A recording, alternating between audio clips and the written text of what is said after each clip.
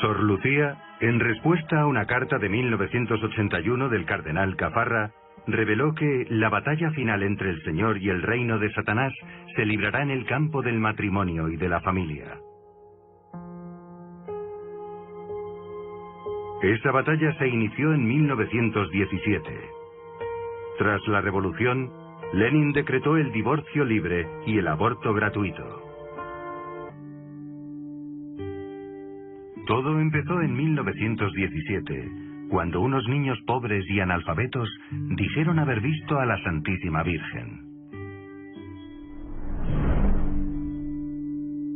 Esta historia de Fátima no es una historia de casualidades, es una relación de causa-efecto que tiene una proyección a nivel mundial y es una historia de tres personajes fascinantes y muy ricos que son Lucía, Francisco y Jacinta.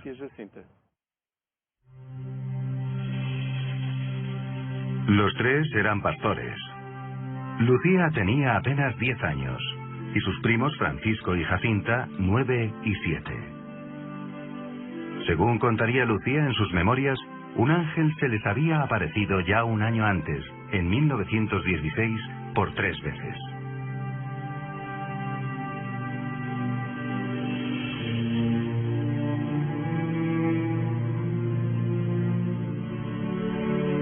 El ángel en su primera aparición les invitó a pedir perdón por los que no creen y no aman a Dios. Después les pidió sacrificios para reparar por los pecados del mundo y atraer la paz. En la tercera y última aparición, el ángel les da la comunión con estas palabras: Tomad el cuerpo y bebed la sangre de Jesucristo horriblemente ultrajado por los hombres ingratos. Profundamente removidos, los niños obedecen al ángel, rezarán el rosario y se sacrificarán por los pecadores. Pero hacen vida normal, juegan y pastorean su rebaño. Un día vieron, según su propio relato, una luz como de un relámpago y cerca de una encina, una señora vestida de blanco más brillante que el sol. Les dijo que venía del cielo y les pidió volver al mismo lugar 6 meses seguidos el día 13. Aquel era el 13 de mayo de 1917. Nadie creyó a los niños al principio, ni sus familias ni el párroco, pero poco a poco corría la voz. En el lugar de la aparición se levantó una tosca construcción de madera. Empezaron a afluir peregrinos. En la tercera aparición, la del 13 de julio, ya eran unos 4.000. La tercera aparición es la más importante y uno de sus momentos más fuertes es la visión del infierno. Lucía en sus memorias la describió así: Vimos como un mar de fuego, y sumergidos en este fuego, los demonios y las almas, como si fuesen brasas transparentes y negras o bronceadas de forma humana, que fluctuaban en el incendio llevadas por las llamas. Entre gritos y lamentos de dolor y desesperación, se horrorizaban y hacían estremecer de pavor. A la vista de esto, se me debió escapar el ay que dicen haber oído. Los demonios se distinguían por sus formas horribles y asquerosas de animales espantosos y desconocidos. Mucha gente, incluso algunos que son muy religiosos, creen que el infierno no existe o que no es un peligro para nosotros. Y eso, por supuesto, no es lo que enseña la Iglesia. Hay infierno y todos podríamos estar en peligro de acabar allí. Los niños no se quedan con miedo al infierno, se quedan con compasión por los pecadores. Y por eso van a hacer tantos sacrificios, tanta oración, porque saben que mucha gente podría ir al infierno a causa de sus pecados. Los niños han visto la primera parte del secreto. Impresionados por la terrible visión, levantan la vista hacia la Virgen, que les dice: Habéis visto el infierno donde van las almas de los pobres pecadores. Para salvarlas, Dios quiere establecer en el mundo la devoción a mi inmaculado corazón. Si hacen lo que yo os digo, se salvarán muchas almas y tendrán paz. La guerra va a terminar, pero si no dejan de ofender a Dios, en el reinado de Pío XI comenzará otra peor. Para impedir eso, vendré a pedir la consagración de Rusia a mi Inmaculado Corazón y la comunión reparadora de los 5 primeros sábados. Si atienden mis deseos, Rusia se convertirá y habrá paz. Si no, esparcirá sus errores por el mundo promoviendo guerras y persecuciones de la Iglesia. Los buenos serán martirizados. El Santo Padre tendrá que sufrir mucho. Varias naciones serán aniquiladas. Por fin, mi Inmaculado Corazón triunfará. El Santo Padre me consagrará Rusia, que se convertirá y será concedido al mundo algún tiempo de paz. Esta era la segunda parte del secreto. A continuación, los pastorcillos vieron la tercera parte que la Virgen les pidió guardar y que no fue revelada hasta muchos años después. Hemos visto al lado izquierdo de Nuestra Señora, un poco más en lo alto, a un ángel con una espada de fuego en la mano, centelleando emitía llamas que parecía iban a incendiar el mundo, pero se apagaban al contacto con el esplendor que Nuestra Señora irradiaba con su mano derecha dirigida hacia él.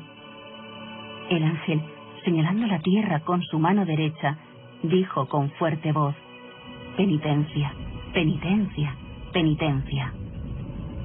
En la tercera parte del secreto, a este ángel con la espada de fuego y a la Virgen que con su mano evita el contacto de las llamas por la tierra.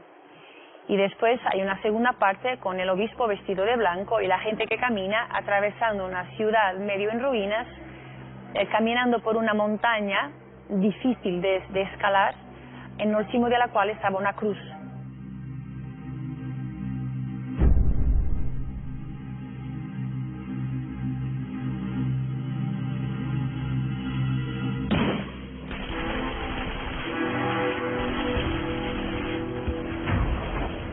Y el Papa cae como muerto y el ángel va recorriendo el sangre de los mártires debajo de la cruz y ofrece a los que caminan en dirección a la cruz. Los niños necesitan algo que convenza a los incrédulos. Se lo piden a la Señora. Ella les promete una gran señal en Fátima para el 13 de octubre. La expectativa era inmensa. Aquel día, unas 70.000 personas esperaban ansiosas bajo la lluvia en Cova de Iría.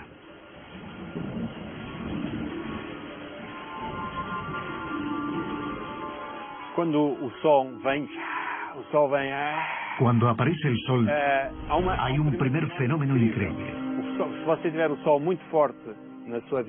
El sol pegaba muy fuerte en los ojos, pero la gente seguía mirando al sol sin que les hiriera la vista. El sol gira sobre sí mismo por 3 veces, lanzando haces de luz de diversos colores. De repente, parece desprenderse del firmamento y caer sobre la muchedumbre. Muchos temieron que era el fin del mundo. Hay muchas conversiones en ese momento. Mucha gente extasiada. Mucha gente entusiasmada. El sol volvió a su lugar. Pero ese no era todo el milagro. Los pastorcitos estaban viendo un gran prodigio que los demás no veían. Precisamente en el momento en que se veía el milagro del sol, que fue presenciado por cerca de 50 a 70.000 personas, lo que los pastorcillos veían era a nuestro Señor que daba la bendición al mundo.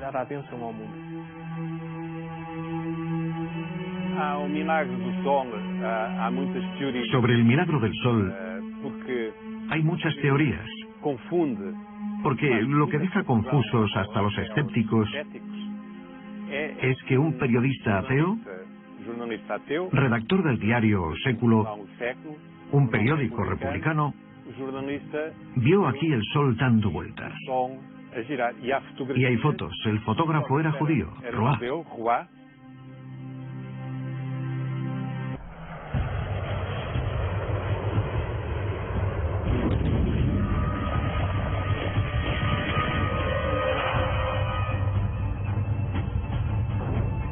1917. Europa está inmersa en la Primera Guerra Mundial. Nada detiene la carnicería en las trincheras. Hasta 20.000 muertos al día. Culmina el genocidio de cristianos armenios a manos del Imperio musulmán en Turquía. Y en Rusia, Lenin enciende una revolución que causará dolor y lágrimas en el mundo durante décadas. La primera consecuencia de la revolución bolchevique fue la destrucción de las iglesias y el asesinato de sacerdotes. Y esto empezó en 1917, en octubre, al mismo tiempo que Nuestra Señora se aparecía en Fátima. Pienso que el problema de Rusia viene de Satán y su intención de destruir la iglesia.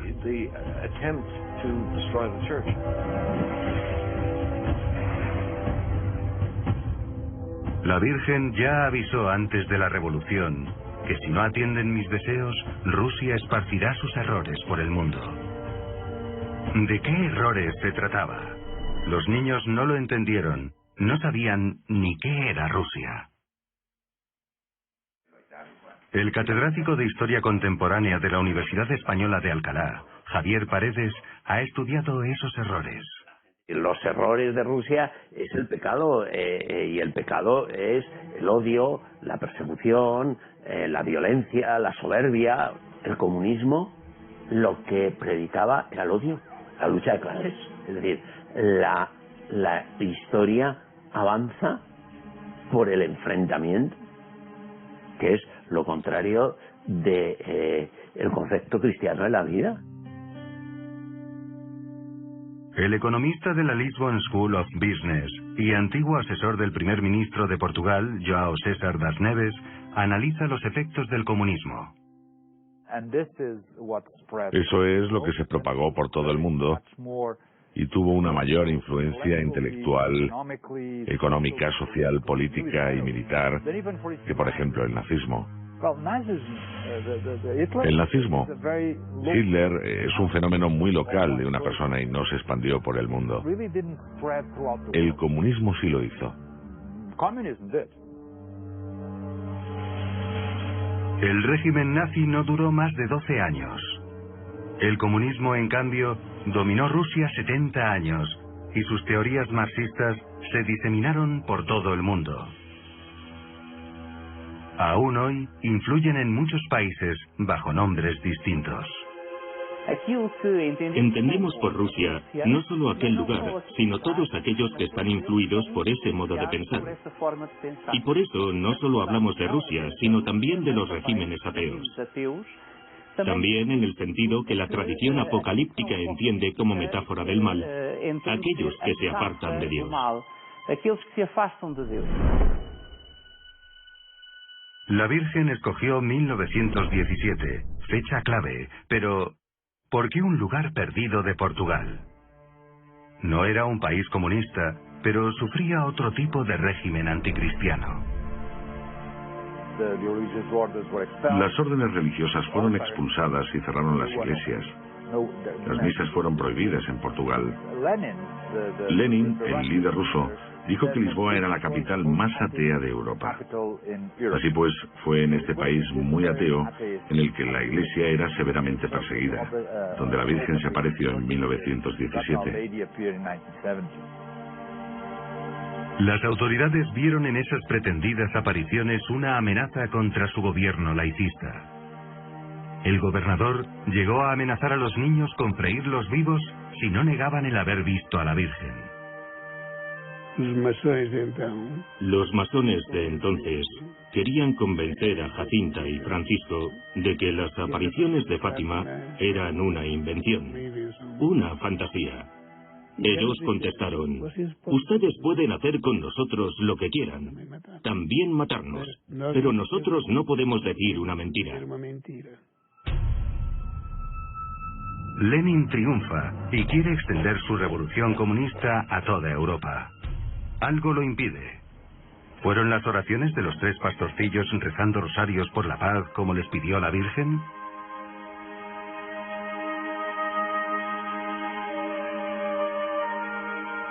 Desde aquel octubre de 1917, la historia nos sorprende con una serie de extrañas coincidencias relacionadas con Fátima. Portugal y Polonia son protagonistas de algunas de ellas. El domingo siguiente a la aparición, por primera vez el Partido Católico ganó las elecciones y en diciembre estalló una revolución que cambió el gobierno en Portugal. Así que la persecución abierta contra la Iglesia acabó en 1917. Pero el problema surgió cuando hubo en España una revolución que implantó un régimen que era similar al de los comunistas en la Unión Soviética, y eso llevó a la Guerra Civil, la sangrienta Guerra Civil Española.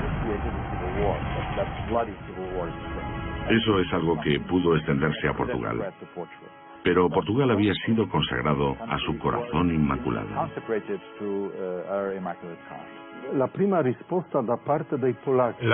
respuesta por parte de los polacos es la respuesta de San Maximiliano Kolbe, porque la última aparición fue la del 13 de octubre de 1917.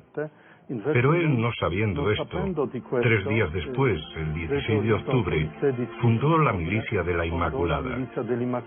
Viendo cómo la masonería atacaba a la Iglesia, fundó un movimiento mariano. Nosotros creemos que esta fue la primera respuesta al mensaje de Fátima.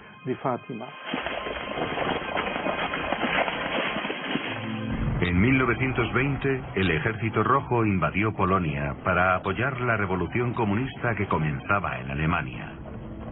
Pero algo les detuvo. La Virgen se apareció a los bolcheviques haciéndoles retirarse. Las oraciones a la Virgen incluían la consagración total de Polonia. Y esta victoria de Varsovia contuvo la expansión del comunismo en aquella época.